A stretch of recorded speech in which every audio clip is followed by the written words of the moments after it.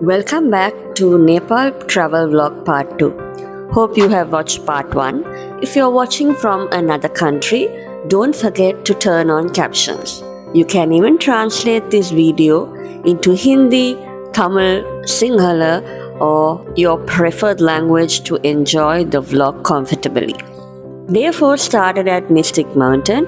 After 3 days of waking up early and constantly traveling, we decided to slow things down and enjoy a relaxed morning. The breakfast buffet at Mystic Mountain deserves a special mention.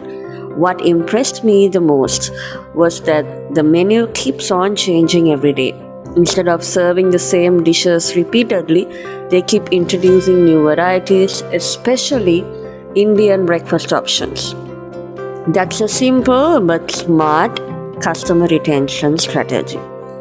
My favorites, the chocolate curd and strawberry curd, were still there, so I couldn't resist having them again.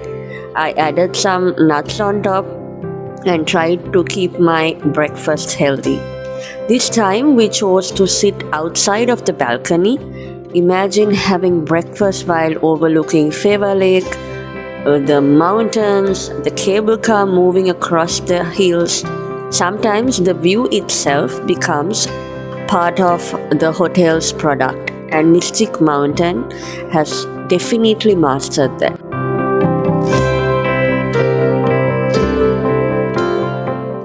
After breakfast, it was finally time to try the jacuzzi. Even though the weather outside was freezing, the warm water made it such a relaxing experience. Sitting there while watching the mountains, Shiva Lake, and the cable cars moving across the valley was simply amazing. Today's plan was ambitious because it was our last day in Pokhara. We wanted to try everything we possibly could. Our first stop was the magnificent Pumdikot Shiva temple. From the parking area, you'll have to walk a little before reaching the temple. The complex is home to 108 Shiva lingas and the massive 108-foot Lord Shiva statue, which can be seen from many parts of Pokhara. The panoramic views from here are incredible. You can see the Annapurna mountain range, lush green hills, the Peace Pagoda, and the beautiful valley below. Just as we were enjoying the views, it started drizzling, so we wrapped up our visit a little earlier than planned. Our next destination was the World Peace Pagoda. Before reaching the pagoda, there's a viewpoint where many visitors stop to take pictures. You'll find swings, photo spots, and beautiful backdrops with the mountains. For a very small fee, you can capture some amazing memories. After that came the uphill walk to the Peace Pagoda.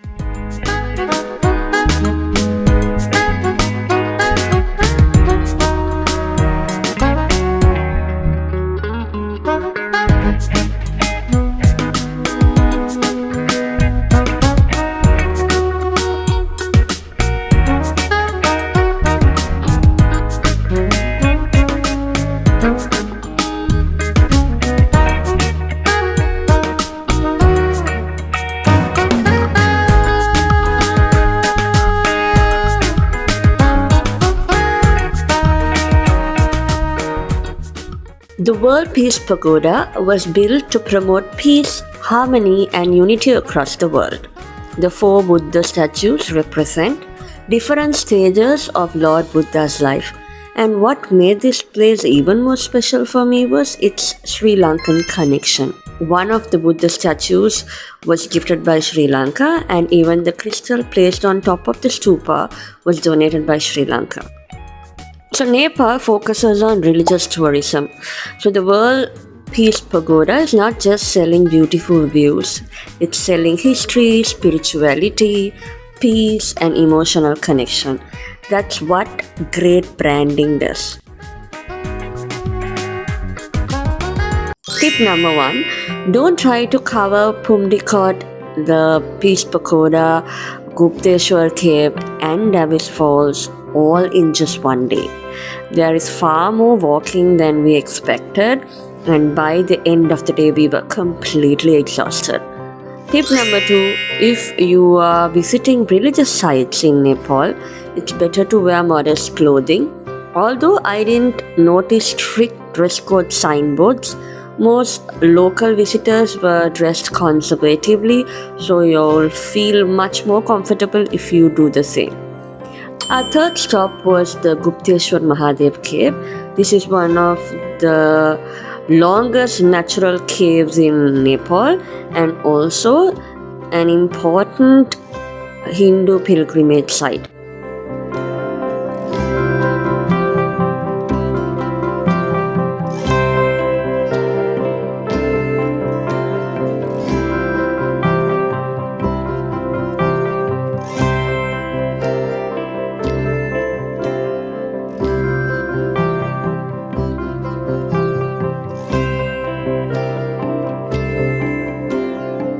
Walking through the cave was simply amazing. The pathways are wet, narrow, and filled with the sounds of flowing water. Inside, we even witnessed a puja taking place, making the atmosphere feel even more spiritual. As you continue walking, you'll also get a view of Davis Falls from inside the cave. Once you exit the cave, simply cross the road to visit Davis Falls itself. According to local history, the waterfall was named after a Swiss woman who was swept away by sudden floodwaters while swimming there many years ago. At the moment, parts of the sites are under renovation, so we could only see a limited section of the waterfall. Honestly, it felt slightly disappointing because of the construction, but once everything is completed, I think visitors will have a much better experience. By around 4 p.m., we were absolutely exhausted and starving. We headed to Fresh Elements restaurant for a late lunch. This place instantly became one of my favorites in Pokhara. The restaurant is surrounded by greenery, making you feel like you are dining inside a beautiful garden. To make things even better, they were playing my favorite playlist with Neo and Akon songs. I ordered the Nepalese pork dish, and without exaggerating, it was one of the best meals I had during the entire trip. Nepalese food is usually mild in flavor, but this dish was absolutely outstanding. Definitely 100 out of 10. So, a budget-related tip. If 2 people are dining at a nice restaurant with starters, drinks, and a proper meal, expect to spend around 2,500 Nepali rupees. That is roughly 1,560 Indian rupee or 5,500 Sri Lankan rupees. For those planning a similar trip, our average daily budget for a couple in Pokhara worked out to approximately 25,000 Sri Lankan rupee, which is about 7,200 Indian rupee per day. So depending on the exchange rates, it might change. So of course your budget can lower if you choose budget accommodation and local restaurants. Finally, we headed to the bus station to catch our sleeper bus. This was honestly one of the smartest travel decisions we've made. Instead of wasting an entire day traveling, we simply slept through the journey and woke up at our next destination. Day 5, early in the morning, around 4:30, we finally arrived in Kathmandu. After checking in, we immediately went out looking for breakfast because we were very hungry. Most cafes were still preparing to open, but we found one that advertised an all-day breakfast. The reviews were fantastic, so we decided to go give it a try. Unfortunately, this turned out to be one of the few disappointing food experiences of our trip. The dishes didn't really match what we expected from an all-day breakfast. Later, we stopped at an Indian restaurant where we enjoyed pav bhaji and Turkish coffee, and thankfully that made up the earlier disappointment. Another tip: if you're planning to shop in Kathmandu, avoid scheduling it for Saturday. In Nepal, Saturday is the main weekly holiday, unlike other countries where we get 2 days off. Many local shops remain closed, so if you're looking for authentic local shopping, Friday is a much better option. One of our local friends shared this advice with us, and we were so glad we listened. Our shopping destination was Darbar Square. Apart from shopping, what fascinated me the most was the number of temples and stupas spread throughout the city. One thing I genuinely admired about Nepal was the peaceful coexistence between Hinduism and Buddhism. Seeing temples and stupas standing side by side beautifully reflects how diversity and mutual respect can strengthen a country's identity.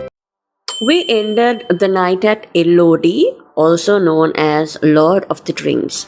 If you're someone who enjoys nightlife, this is definitely worth experiencing. Recently ranked among the world's top 40 clubs in 2026, LOD offers an energetic atmosphere, amazing music, and an unforgettable crowd. It was packed, lively, and one of the highlights of Kathmandu's nightlife. Another tip: if you're visiting Kathmandu, try to stay over a Friday night.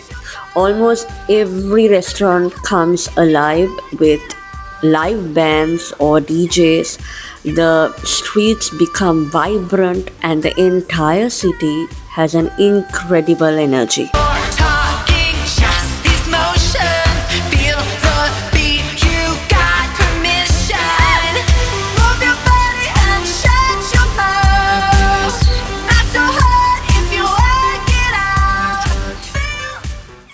Day 6, Saturday morning, was a much slower start. We met one of our friends at a beautiful outdoor cafe.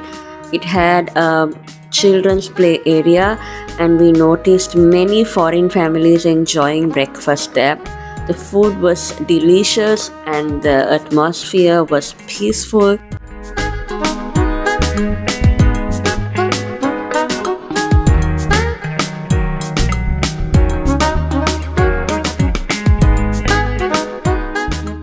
After breakfast, we headed to a nearby shopping mall where I found one of my favorite clothing stores called Salt. If you're looking for modern fashion in Kathmandu, I would definitely recommend visiting it.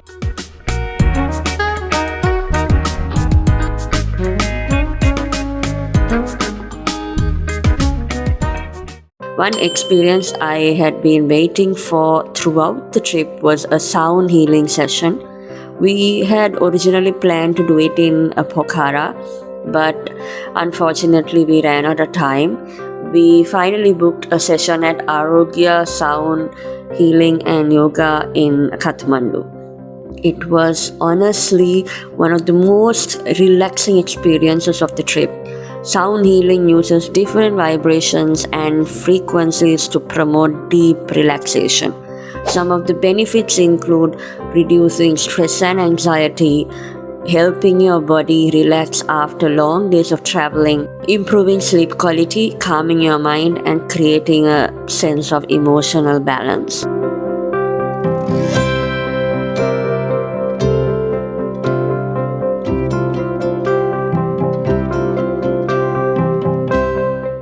After 6 days of continuous traveling and walking nearly 12,000 to 13,000 steps each and every day. This was exactly what our bodies needed. By dinner time, our batteries were completely drained. We found a beautiful outdoor restaurant, enjoyed a quiet meal, and simply relaxed after such a busy week.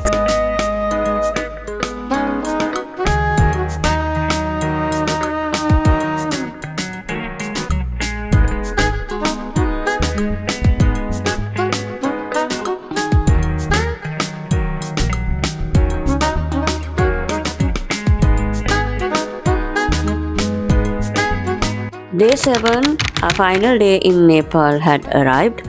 Our flight was scheduled for around 11 a.m. so we had a quick breakfast before heading to the airport. One important travel tip is to allow extra time because Kathmandu traffic can be quite heavy. Another interesting thing we noticed at the airport was the baggage screening process.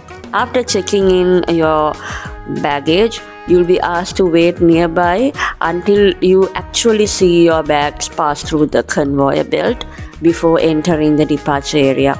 It was something completely new for us. While waiting, we took a moment to thank all our wonderful friends who hosted us, guided us, and made our Nepali journey very memorable. Leaving Nepal brought mixed emotions. Actually, 1 week is not at all enough to explore this beautiful country. Nepal gave us unforgettable memories, wonderful people, breathtaking landscapes, and experiences that we will treasure forever. Thank you so much for watching, and I'll see you in my next video. If you have enjoyed this vlog, don't forget to like, comment, and subscribe to Serendip Tutor for travel adventures, food discoveries, sports, teacher life, learning, and lifestyle content. See you in the next video. Bye.